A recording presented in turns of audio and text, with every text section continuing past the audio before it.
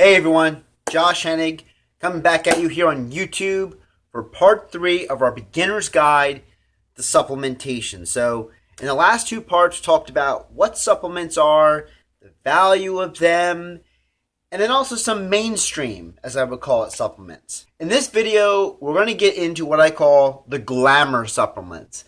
And the reason why I call them the Glamour supplements is because these are the products that the majority of supplement companies push really, really hard. And these are the products that they tend to get a lot of athletes, whether they're figure athletes, professional sports like, baseball, basketball, football, hockey, or, they just find really good looking people to promote these specific products. So I call them the Glamour products. And these are your pre-workouts, your intra-workouts, post-workouts, and your fat burners. And we're going to kind of just glaze over each one because I don't want to spend too much time boring you to death with some of the science behind it.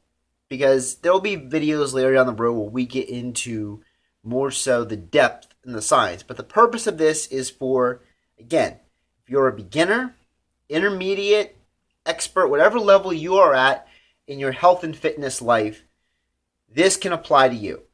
So let's talk about these Glamour supplements. Let's first start with the pre-workout category. Pre-workouts are products that their purpose, the original purpose, doesn't always happen this way though. The original purpose of these products is to help you have a good performance workout. The products are supposed to be in these pre-workouts are supposed to help with your performance. They're supposed to help prevent muscle fatigue. They're supposed to help you execute and do things well so that when you do exercise, whether you're lifting weights, whether you're going for a run, whether you're playing a sport, whatever situation you may be in, this is going to help you do what you do to the best of your ability. So the idea is that what's supposed to be in these products is supposed to maximize your potential. The problem with pre-workouts is that there are so many. The first thing they do is they're not telling you what exactly is in the product. So they'll have proprietary blends, concentrates, matrixes. There's all kinds of these names that they use as a way of not telling you what is actually in the product. And what they'll do is they'll have a list of all this stuff, and they may show 1 or 2 products how much is in it. But the overall product, they're not giving you an idea. So you're actually being lied to by the company when the company says, well, this is a great product. Well, you can't verify that because you're having to trust them. And then look at all the money you're having to spend on this product for 20, 30 servings. So I'm not a fan of these proprietary matrices because 2 reasons. 1, because they're not telling you what's in it. And 2, guess what? What if there's stuff in it that doesn't agree with you, that you may have an allergic reaction to, that maybe the dosage combined with the other elements will have a bad reaction, and then you have no idea why. You just are sick and you want to die, okay? And I know that sounds exaggerating, but I've used products, and I've seen other people use products that we were told this product's safe, this product is scientific, and it was the farthest thing from the truth. Then you also have pre-workouts that they have low dosages. And a perfect example of this is branched-chain amino acids, as it's sold in the supplement industry, is a combination of leucine, isoleucine, and valine. Those 3 together are very important because when those 3 are combined together, what you're doing is you are helping your body initiate protein synthesis, which is important for muscle recovery, muscle growth, muscle development. And also these branched chain amino acids, as a combination, all 3 together, will help you not just perform better and recover better, but they also help your body function better overall. That's why some people They just drink branched chain amino acids throughout the day to flavor their water or whatnot because of the fact that they know that there is a health benefit to it as well outside of just working out. The general ratio is supposed to be is double the leucine compared to the valine and isoleucine. But you will see some products that don't do this. They either leave out one of the other two, they underdose one of them. So then you see these labels: science, power, explosive performance. And then you come to find out that the product you're taking isn't scientific, is underdosing, and you're not getting the best value for your dollar. Another product that sometimes gets overlooked when people look at the back of an ingredients panel is creatine. Creatine is one of the most researched products that is used by the supplement industry. Creatine has been shown to help not just with muscle growth and muscle recovery, but overall functionality in the body. In fact, there have been studies that have shown that people who are older who take creatine, it actually helps prevent the onset of Alzheimer's and dementia. So we're finding out through 20, 30 years of scientific research that creatine has far more benefits than just helping you lift weights. So as a result, there's a certain amount of creatine that is known that works and that doesn't work.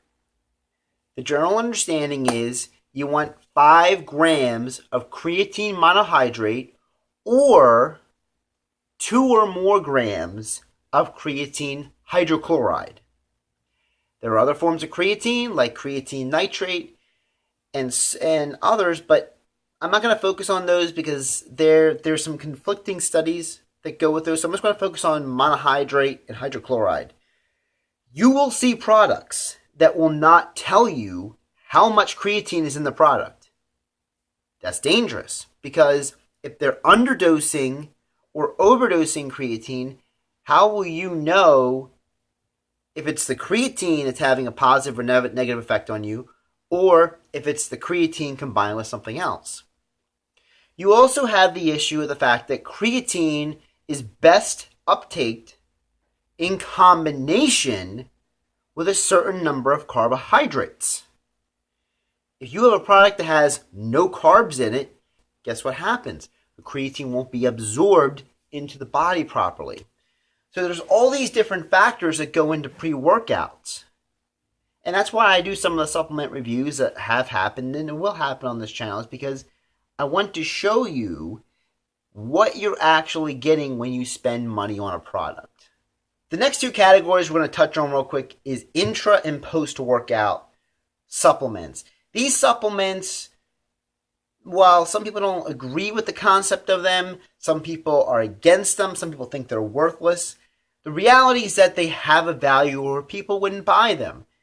In economics, if you ever took an economics class in school, whether it's high school or college, you learn the concept of everything has value, people are willing to spend money on it. So if it has no value, then why are there science studies that show that it has value, and why are people spending money on it? So don't let anybody tell you that intra or post workouts have no value.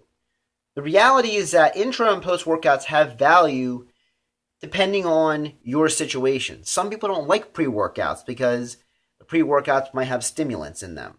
So where intra and post workouts come in is they help fuel your workout. Again, whether you're lifting weights, going for a run, or playing a sport, an intra workout usually is something that helps fuel you with electrolytes and branched chain amino acids.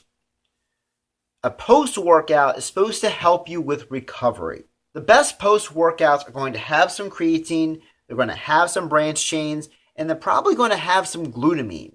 Glutamine is a product that some studies have shown that helps with recovery. Other studies have shown that glutamine is a major amino acid when it comes to the development of white blood cells. That's why some people, if they have an immune system problem, they may be prescribed a high dosage of glutamine to kind of help jumpstart their immune system. You're also going to need a certain amount of post-workout carbohydrates to help re-energize the body so you don't go into a health deficit. Let's talk about the most infamous of all the Glamour supplements, I like to call them, fat burners. The reality is that fat burners don't actually burn fat. And then that's the kind of ironic thing.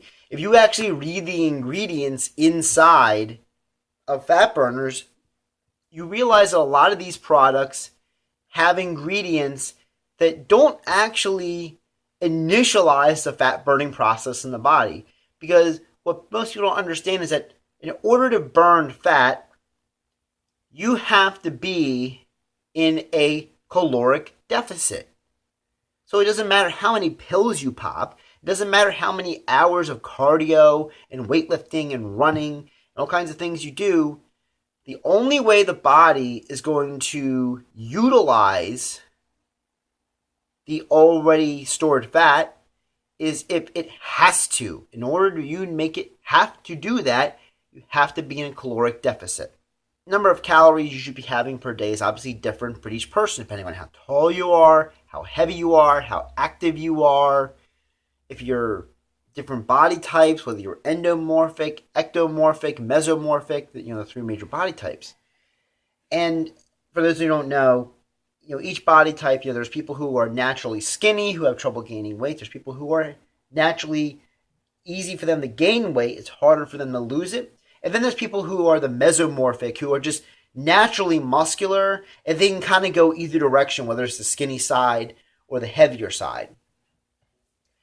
So as a result, you have to figure out your own caloric number. Well, here's what the fat burners really do. What fat burners really do is they help the metabolism work better, and they also suppress appetite. Now, that may sound like a great thing. Oh, it suppresses my appetite. I don't want to eat all the time anymore. But it's actually not always a good thing, because if you suppress your appetite too much, you may keep yourself from eating the right types of foods that you need to fuel your body. So if you're trying to lose weight, a fat burner may be a good idea once you get to a certain point, but it's not a magic pill. It's not the magic solution that these companies make it out to be. You see these companies make these broad claims about, if you take this pill, you're going to lose 20 pounds. It's not how it works, because that's not how the body works. Those pills aren't going to do the work unless you actually have already put in the time and the energy to be active and eat better. So that's the basic gist of the Glamour supplements, as I call them. Anytime you see a product as a pre, intra, or post-workout or a fat burner, you're going to see a lot of ingredients, whether they're proprietary blends or there are certain measurements of certain products in them. And what you're going to find out is that at least half the time, these products aren't worth your money. The other half of the time, you just got to read the back a little bit better, understand what you're actually putting into your body, and then make a cost-benefit analysis of whether it's worth it for you.